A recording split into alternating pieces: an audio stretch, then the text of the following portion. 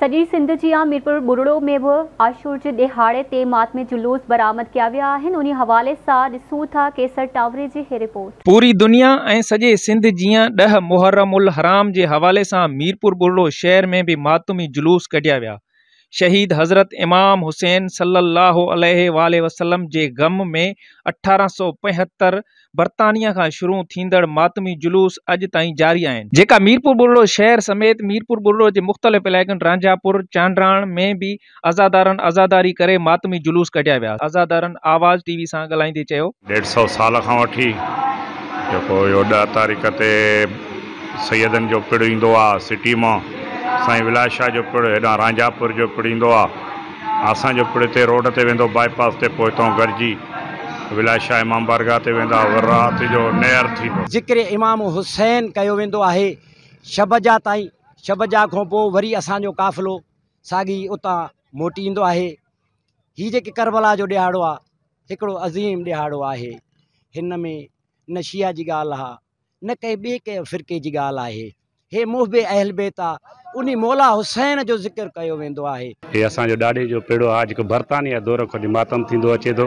हाणे उनजो पोटो जेको आहे सैयद अयाज़ अली शाह जंहिंजे नाले सां इमाम बारगाह आहे, उहो जो मातमी जुलूस जेको असांजो विलायत शाह इमाम बारगाह खां निकिरंदो आहे, जेको मरकज़ इमाम बारगाह दावन शाह ते वेंदासीं, उते निमाज़ बि थींदी, मातम बि थींदो। असां घर घर इहो ॿुधाईंदा आहियूं असां हुसैन सां गॾु आहियूं। कत्ले हुसैन असल में मरगे यजीद है, इस्लाम जिंदा होता है हर करबला के बाद।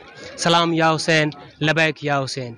अॼु 10 मुहर्रम जे हराम जे ॾींहं ते तव्हां ॾिसंदा हूंदव त पूरी दुनिया में हुसैनियत छायल आहे ऐं पूरी दुनिया में यजीदियत खे शिकस्त आहे। ऐं हीअ असां चाहियूं था त हीअ जेके मुहर्रम जा हीअ जलसा जुलूस हीअ सबीलूं हीअ पूरी दुनिया में एतिरो आम थी वञे। रसूलुल्लाह सल्लल्लाहु अलैहि वसल्लम फरमाईंदा, जंहिं बि मुंहिंजे बचड़े हुसैन सां मोहब्बत कई उन मूं रसूल सां मोहब्बत कई, ऐं जंहिं रसूल सां मोहब्बत कई उन अल्लाह सां मोहब्बत कई।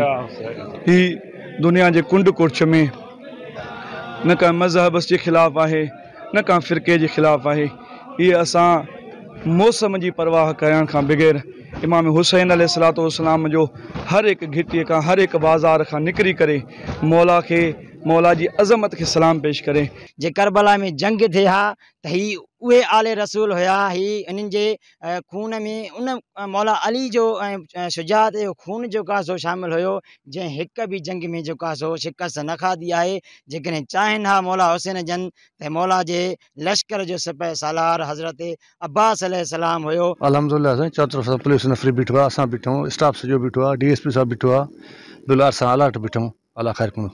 मातमी जुलूस शहर जे मुख़्तलिफ़ रोड रस्तनि ऐं घिटिन खां थींदा इमाम बारगाह सैयद दामन अली शाह वटि इख़्तिताम पज़ीर थींदा, जॾहिं त मीरपुर बुरड़ो पुलिस पूरे शहर में सिक्योरिटी जा सख़्त इंतज़ाम कया विया।